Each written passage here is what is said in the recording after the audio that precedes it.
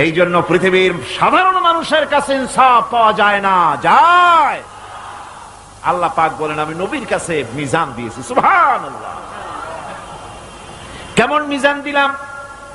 নবীজি বিচার করতেছেন, ইহুদির বক্তব্য শুনে মুসলমানের পক্ষে রায় না দিয়া রায়টা দিলেন ইহুদির পক্ষে। মুসলমান বেচারা অসন্তুষ্ট হয়ে গেলেন, তিনি চলে গেলেন হযরত ওমর রাদিয়াল্লাহু তাআলা আনহুর কাছে। কপাল কত খারাপ, তার কাছে গিয়ে বলছেন আমিরুল মুমিনিন, তিনি তো তখন আমিরুল মুমিনিন হন নাই, যে বলছেন ভাই ওমর একটা বিচারের সানি করার জন্য আসছি।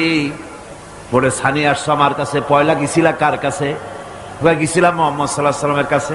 দেখেন অবস্থাটা, সবকিছু শুনে মিলে আমি মুসলমান চান্দা দেই, জিহাদের পয়সা দেই, সাথে সাথে থাকি, জামাতে নামাজ পড়ি, জিহাদের ময়দানে যাই। বিচারটা আমার পক্ষে না হয়ে রাসূল ইহুদির পক্ষে রায় দিয়ে দিলেন, এটা একটা কথা হইল নাকি? আপনি বিচক্ষণ মানুষ, সবকিছু শুনে মিলে আপনি বিচারটার সানি করে দেন। হযরত ওমর বলেন বাবাজি অপেক্ষা করো, আমি তোমার বিচারের সানি করতেছি, দাঁড়াও।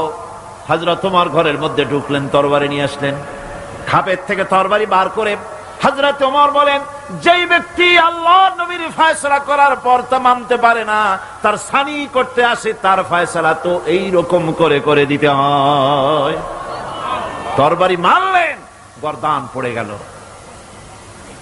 এর নাম হচ্ছে মিজান, ইনসাফ। এই ইনসাফ কেবলমাত্র নবীদের পক্ষেই সম্ভব। কাদের পক্ষে সম্ভব?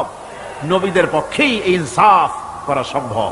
সেই জন্য আল্লাহ বলছেন সমস্ত নবীদেরকে তিনটি জিনিস দিয়েছি, কিতাব দিয়েছি, বায়িনাত দিয়েছি, আর মিজান দিয়েছি। আমার ভাইরা, কিতাবের প্রতি ঈমান আনবো, সব কিতাব মানি, সব রাসূলদের মানি। লা নুফাররিকু বাইনা আহাদিন মির রাসূলি, কোন নবীদের ভিতরে আমরা পার্থক্য সূচিত করি না, সমানভাবে সব নবীদের উপর ঈমান আনছি। যত নবীর নাম জানি আর যত নবীর নাম জানি না, সমস্ত নবীদেরকে মানি, শ্রদ্ধার সাথে ঈমান এনেছি। ঠিক কিনা কোন? সমস্ত কিতাবের প্রতি ঈমান এনেছি, কিন্তু অন্যান্য সমস্ত কিতাবের সাথে সম্পর্ক ছিন্ন করে শুধুমাত্র মানতে হবে কোরআন।